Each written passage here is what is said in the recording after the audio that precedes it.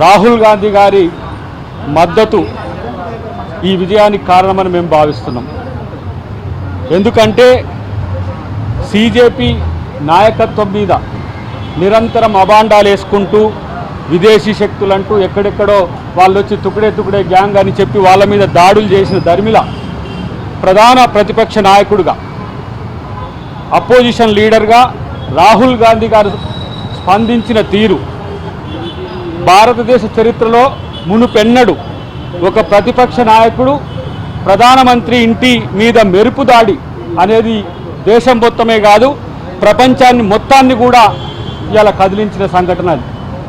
ఒక ప్రధాన ప్రతిపక్ష నాయకుడని చూడకుండా రాహుల్ గాంధీ గారి మీద చేసిన దాడి కావచ్చు, ఆయన రక్తాన్ని చూసి మరీ శునకానందం పొందిన ఇలా ఎన్డీఏ కూటమి నాయకులు ఈరోజు ఈ ధర్మేంద్ర ప్రధాని రాజీనామాతో వాళ్ళు ఇలా మొహం చాటేసుకోవాల్సిన స్థితి వచ్చింది.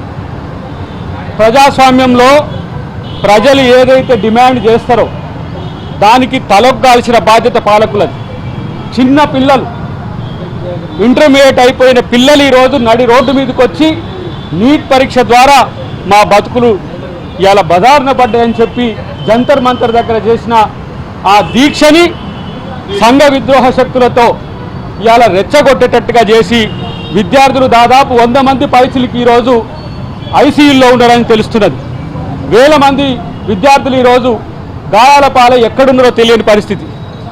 ఒక దేశం మీద ఇంకొక దేశం దాడి చేసినట్టు ఈ దేశ ప్రజల మీద ఎన్డీఏ ప్రభుత్వం చేసిన ఆ దాడి ఇలా దానికి నైతిక మద్దతు దొరికినట్టుగా ఇలా మేము భావిస్తున్నాం. ఎందుకంటే ధర్మేంద్ర ప్రధాన్ అంటే ఈ దేశం కొరకు ఏం చేసినోడు కాదు, ఆ లెక్కకొస్తే మోడీ కూడా ఈ దేశం కొరకు ఏం చేసినాయని కాదు, కానీ తమ ప్రజాస్వామిక హక్కును కాపాడుకునే